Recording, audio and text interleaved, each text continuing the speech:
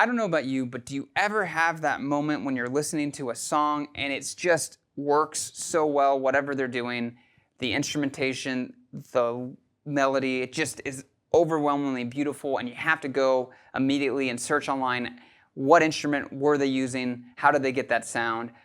That happened to me this week with Daniel Avery's Drone Logic. And there's this moment in the middle of the song where this bass line drops after kind of crescendoing, kind of the slow droney track.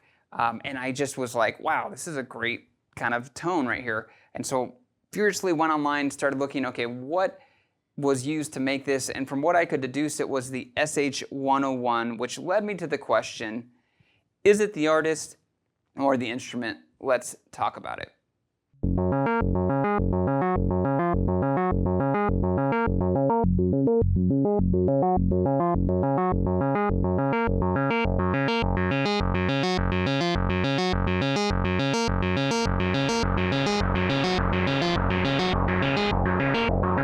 Hi, I'm Zach Marr from Alamo Music here in San Antonio, Texas. You can find us online at alamomusic.com. If you haven't already, hit the subscribe button, turn on your notifications. This is our Alamo Sound Lab channel where we talk about all things music tech related.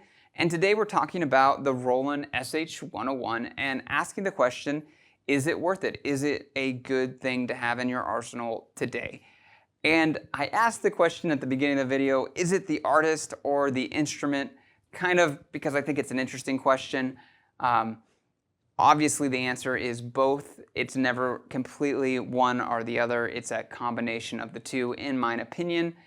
And in the case of this song, I actually think that it would be difficult to have made that moment without an actual SH-101. And I probably shouldn't say that. I think I might have said that something different earlier, about a year ago on another video on the SH-101, because there's the Behringer MS-1 and there's Roland's SH-01A, which is their kind of ACB version of the SH-101. So there's some really good hardware, analog recreations and digital emulations, VSTs. There's the Roland Cloud. A lot of good versions of the SH-101, but there is something really magical about an original SH-101. It has, I've played both of the kind of mainstream recreations of it, and they sound fantastic. I love the Behringer MS-1, and I love Roland's boutique SH-01As. They add things, they sound wonderful, but in the nuance, in the detail, in the musicality of the instrument, they're all different. They all have their strengths, and I definitely could hear the SH-101 in that song, and which made me, it reminded me of the beauty of the SH-101 in itself. I really think, I was surprised at how wonderful it sounded, and I'm really hoping that I'm right, that it's an SH-101. It wasn't the artist saying that it was an SH-101, but it sounded like it to me, and from what I could read, it seemed like that was the case. But let's talk about the SH-101. On the vintage market, they're going anywhere from $1,000 to $2,000. They've been kind of stable at that price point for a while. It's not a super complex monosynth. It's kind of like a Juno 60 monosynth. It's what to the Juno, maybe the Juno 106. To the SH-101 is to the Juno 106 what is to the SH-101. It's fairly basic. It doesn't have a ton of crazy stuff that you can do with it. It's a single envelope. Single VCO. It's pretty basic. It's got a cool sequencer in it. It's got a fun arpeggiator, and the way it does kind of note allocation is also kind of nice. But what's magical about it, it also has CV gate in and out, which makes it kind of connectable. It doesn't have MIDI, and it comes from the era of Roland. That's where it's plastic casing and kind of feels a little cheaper. It's not as heavy duty as some of the metal cased synths from the 70s and early 80s. But I guess this is early 80s too. It's 82 is when it came out. But what's magical about it? You know, it has a Curtis VCO. I think it's the CEM 3340, and then it has Roland's IR 3109 filter, which, you know, I say that, and you see those names a lot in Roland synths and other synths, especially the Curtis chips. And I think that's a little bit misleading because it's not the same thing as, like, it isn't just the Curtis chip, the VCO, or the filter, the IR3109, that gives the synth its tone. And I think that language is sometimes used. I've used that language, but it's the actual implementation, the unique implementations of the VCOs and the circuitry around it, as well as the filters, that give each one of these synths their own characteristics. And from what I've read, Roland was very careful to give each synth its own musical kind of footprint.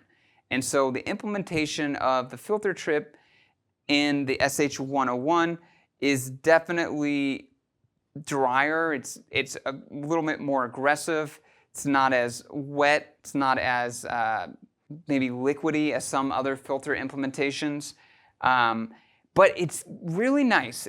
The filter's nice, the VCO sounds nice, and it works really well together. The LFO can go incredibly fast, and you can get some really crazy arpeggiations by turning it up all the way. It almost creates an effect by how fast it's playing.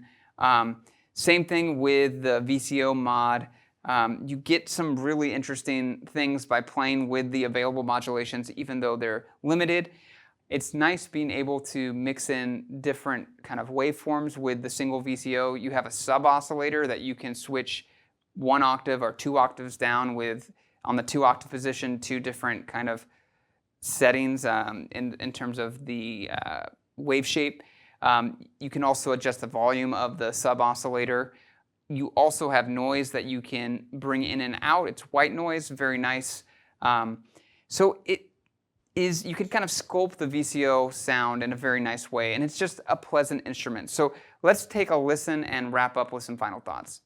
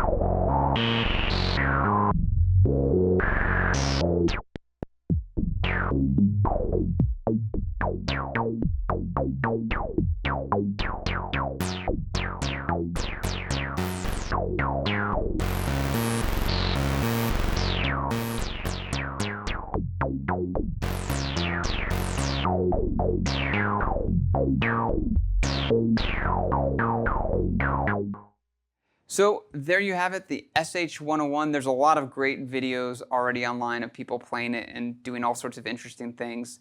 I just made this video mainly because I forgot how much the SH-101, how inspiring it is to play, how nice it sounds, and after playing the Behringer version and the Roland version and cloud versions, I had this hankering, and hearing that song, I had this hankering to remind myself or to research whether or not there is something musical and magical about these original SH-101s. And I have to say there is, and I'm also going to say that maybe 25% of people are actually going to care about the difference between a 101 and a MS1 or a SH-01A.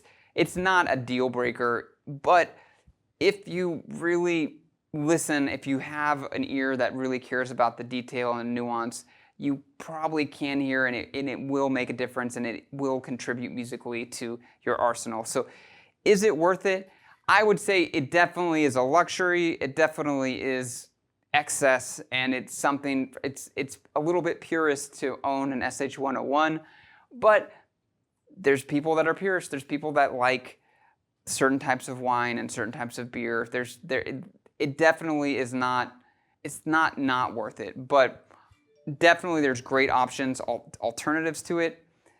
Would love to hear other people's thoughts. I don't know. I probably would have put myself in another camp of, well, I don't probably need to own this. We can probably sell this at some point. But that song might have convinced me to hold on to it because it does percussive and bass sound so well, and it's so nice and kind of refined sounding. I don't know. Would love to hear other people's thoughts. Please list them below. If you want to talk more, to go to alamomusic.com. We'd love to talk with you there. If you didn't already, hit subscribe, turn on your notifications, and thank you for watching.